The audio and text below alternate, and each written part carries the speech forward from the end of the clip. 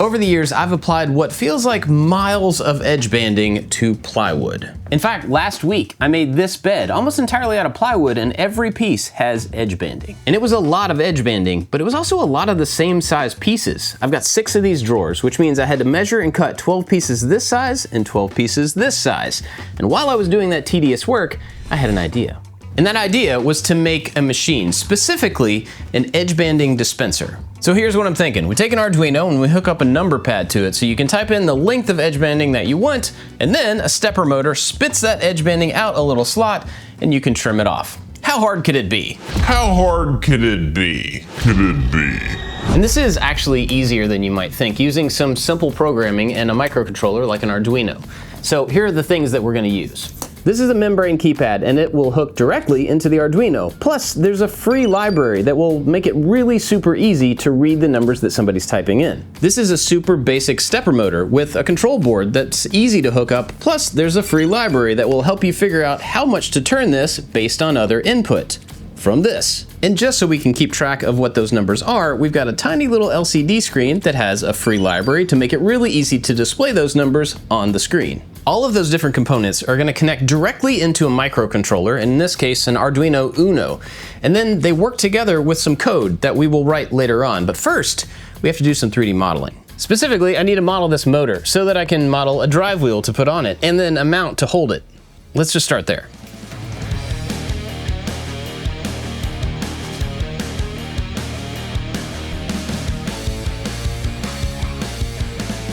I've got the first pieces out to the printer just to make sure that they fit correctly. So while they're printing, let's hook up the electronics and then we can start talking about the code.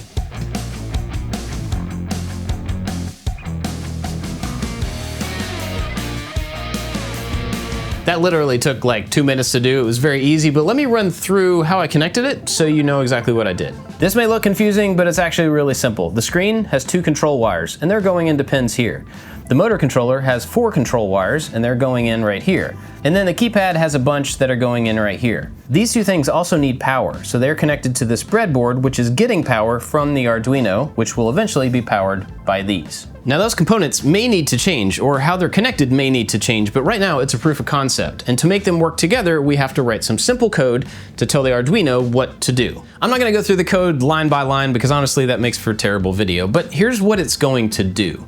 When you enter a number on the keypad, it's gonna show that number on the little screen. Then when you hit the pound button, it's going to convert that number into a number of rotations for the motor and start to turn the motor. And theoretically, there's gonna be a wheel on that motor that's gonna be pressed up against the edge banding, and it's gonna turn the right amount to spin the edge banding out some sort of an opening, the right amount, and then we can trim it off. And that may sound like really complicated code, but it's really not. And it's something that absolutely anybody can understand and write. And this is a great opportunity for me to remind you that we actually have 2 online courses that would be perfect to help you replicate a project like this. First is our Fusion for Makers course, which I'm currently reshooting right now to make sure that it's updated for today. But it'll teach you how to take an idea and then build a working 3D model out of it that you can update and change, and you can send it out to a 3D printer or a CNC machine or whatever you want to do with it. And then in addition to that, we've got the Arduino for Makers course, which will teach you the basics of hooking up electronics and writing code to be able to take an idea and make it work. And then we've also got the Essential Arduino Kit, which is a group of components that I picked out and put in this box to make sure that you have everything you need to go through the course and build some projects. In fact, everything you need for this project is in here except for that little screen. All right, enough of that. Our pieces are off the printer, so let's put together what we have so far and just make sure that it kind of works.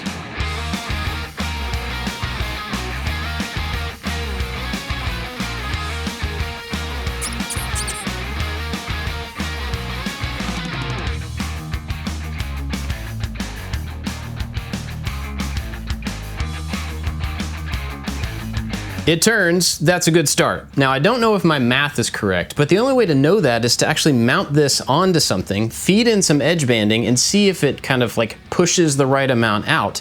So we need to work on that. But I didn't tell you about the wheel. This little drive wheel is actually printed in a flexible material, and it doesn't have any texture on the outside of it, but I can add a tread to it just like a tire. But the more important thing is that it's actually flexible and the infill is very low. So it's got some squish to it. And because of that, we can push it against the edge banding up against the surface to really compress and drive that edge banding. And to move this whole thing, I put these little slots in the bottom plate so that I can drive in some screws and I have a little bit of play to slide it forward and backwards so I can put a different amount of pressure on that edge banding up against some sort of a fixed wall. But I've also got to figure out what to do with the rest of this stuff. I need some sort of a container mechanism to hold all the electronics and make it so that I can press on the keypad and see the screen, but also move the motor if I need to. I don't have all that figured out yet, so I need to go spend some time designing. This video is sponsored by 3D Connection, and they make a tool that I love, the Space Mouse. This is a 3D mouse, and I use it alongside my regular mouse and keyboard, but it allows me to be able to move an object around in 3D space. This controller cap moves forward and back and left and right and up and down and twists. And all of those things together allow you to move the object freely within a 3D environment. You can do those movements in other ways, but you have to use the mouse and keyboard at the same time, and it just slows it down a little bit. But the Space Mouse makes it super fast and easy, plus it's just a way smoother movement. In addition to be able to move things around, the mouse has a button on each side that will open up a radial menu that you can customize. You can make it open different views or tools or macros, and you can completely configure that. So no matter what type of work you do, the Space Mouse can make it faster and easier just to have all those shortcuts and have another way to control your work. The Space Mouse is just one of their products. You can check everything out by going to 3dconnection.com or hit the link down in the description. And if you use the code ILikeToMakeStuff, you'll get 15% off any Space Mouse. I really love this thing. You should definitely go check them out. Big thanks to 3D Connection for sponsoring the video. I spent some time designing a box that had all the right holes and a top that opened and all that stuff. Just kind of boring looking, and looking at it, trying to figure out how to make it more interesting, I realized that I've been overcomplicating this entire mechanism. Here's what I mean. So far, the entire time, I've been thinking about this as a big plate that you would lay on your bench. You would take the edge banding and kind of plop it here and then feed it through a little slit in this thing, and you could move this all back and forth, and all the controls were up here, but all of this stuff was attached to a big board, and that board would have to live somewhere. It would have to take up space in the shop. And I don't know why I thought that, because the only thing that really matters is right there. So instead of the plate, what about if the entire thing were just a box, and it had a slit in it, and then that drive wheel was right there, and all of the stuff was self-contained in there? You could set the box on the bench and just feed the edge banding into one side, and it would shoot out the other side. That's so much better. Even though it's boring looking, what I have is actually a pretty good start to where I want to head now, but instead of using these slots to move the motor and the wheel back and forth, I just need to put a little wall over here with the same kind of slots so that I can move the wall back and forth towards the wheel. So a little bit more design, and we should have a prototype to test out.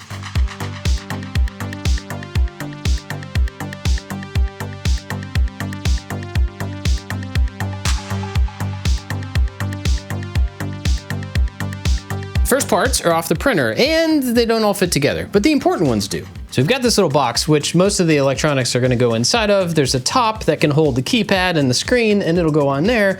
And I added some little dovetails right here so that the wall section can snap on. But it doesn't quite fit. And that's okay, because the thing we actually need to test is seeing if we can push the edge banding through. This is gonna be the motor mount that's gonna hold the wheel, and it can fit on here, and we can slide it forward to tighten it to actually test that.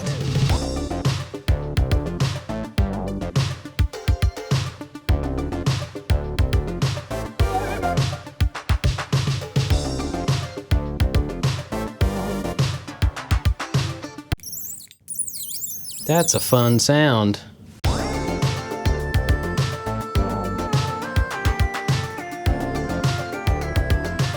I'm sure I'll have to adjust this again, and maybe even often, but I've got it tight enough that I can push the edge banding in, and it goes behind the wheel, it's moving the wheel, and it stays in place. So now we just have to plug it in and actually see if it will move the edge banding. Just thinking out loud before I test it, there's a couple of things that I think could easily just not be right here. One, the friction of that wheel pushing the edge banding through may be stronger than the torque of the motor. So it may not just be strong enough to keep it tight and turn it. I don't know. The other thing is that maybe the wheel will not have enough grip on the edge banding and it will turn and slip. Let's give it a shot. So this is gonna be test number one. I'm gonna put in 4 inches and we're gonna hit go. And it's not strong enough. Wah, wah. All right, I'm gonna try to back off the tension a little bit. It's not pressed quite so hard against the edge banding. See if that's enough. All right, here we go, test number 2. Ugh. Just does not have enough power. So there's a couple of problems. One, the motor is moving back and forth, which is just a code problem that I can fix. The other thing is that I think that motor's probably underpowered. It doesn't have enough torque to move the edge banding unless you find just the perfect amount of space for it to fit into. So I think if we just go with a more powerful motor, that'll probably do it. The problem is, a more powerful motor means we have to redesign stuff.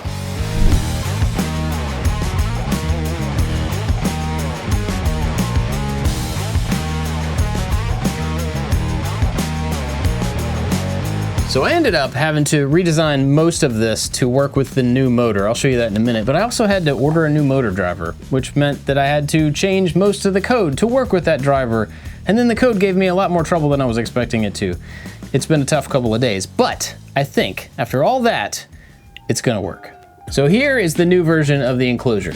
Basically, the motor is gonna fit in right there and then be held down with a couple of screws so that it won't wobble itself out. And then we've got the adjustable piece, which is gonna slide right there, have a couple of screws right there so that you can get it close or far from the wheel. And then all the electronics are gonna go in this section.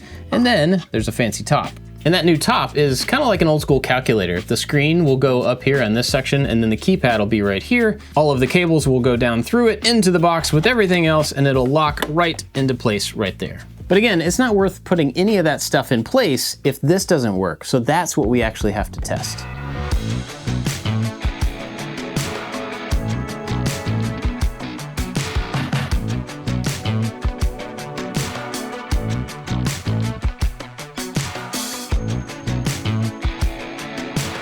All right, here goes nothing.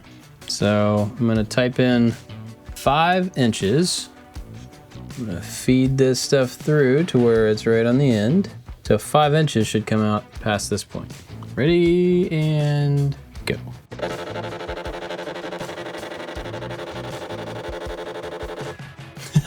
Well, the math is wrong, but it worked.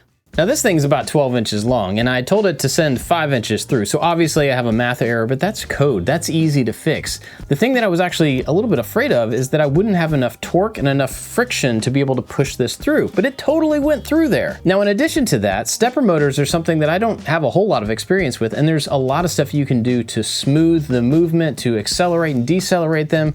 I have a lot of work to do there, but honestly, that can happen down the road. I just needed to spit out the right length of material. 5 inches. Got it. Like I said, simple math error, and now it's spitting out the right length. So, the only thing left is to take all of this stuff, cram it in there, put a couple of things on top of it, and then we should be able to take it into the shop and actually try it out for real.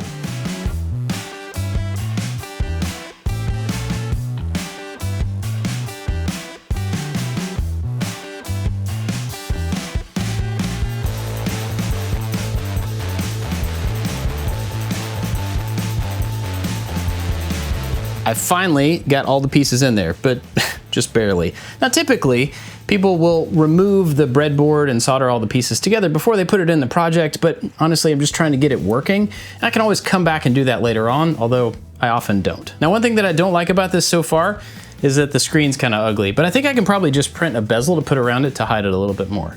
But for now, I think we're ready to finally try it out.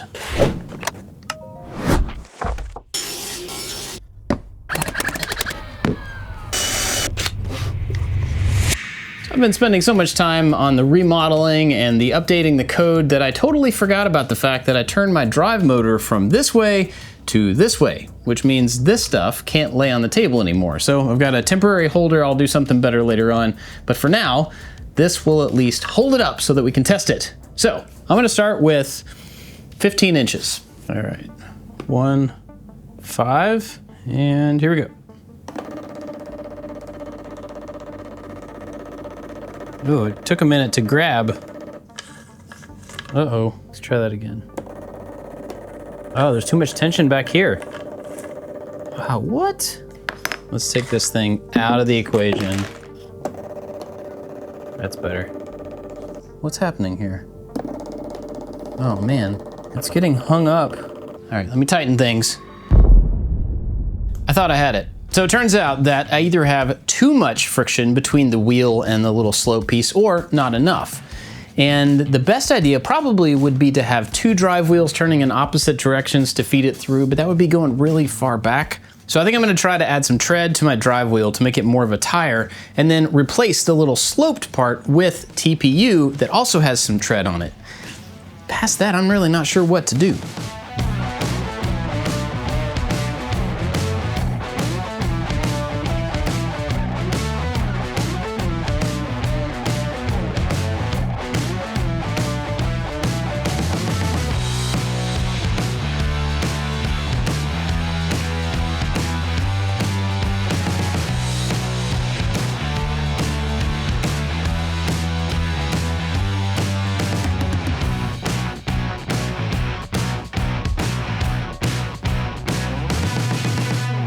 Well, I gave it my best shot, and I got it working. I totally got it to spit out edge banding in the right length consistently, and that was really cool. Now, am I gonna use this thing all the time? Like next time I have an edge banding project? Probably not, honestly, but it was really cool to have an idea to solve a problem and then be able to make something to solve that problem.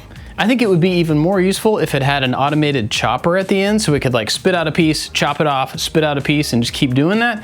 That would be cool, but also a bit more dangerous. I also learned that I still have a lot to learn about getting stepper motors to move exactly like you want them to move, consistently, smoothly, and that's definitely something I can work on. Other than chopping things off at the end, do you have any other ideas or tips and tricks around stepper motors? And if you do, please leave them down in the comments. That's it for this one. Thanks for hanging out with me. I'll catch you next time. I had an idea for a machine. Yeah? Thank you, Maggie. Specifically, I need to model this whoopsie daisy. I'm a grandpa. Theoretically, that motor is gonna turn to get the distance that we need. Oh my gosh, okay.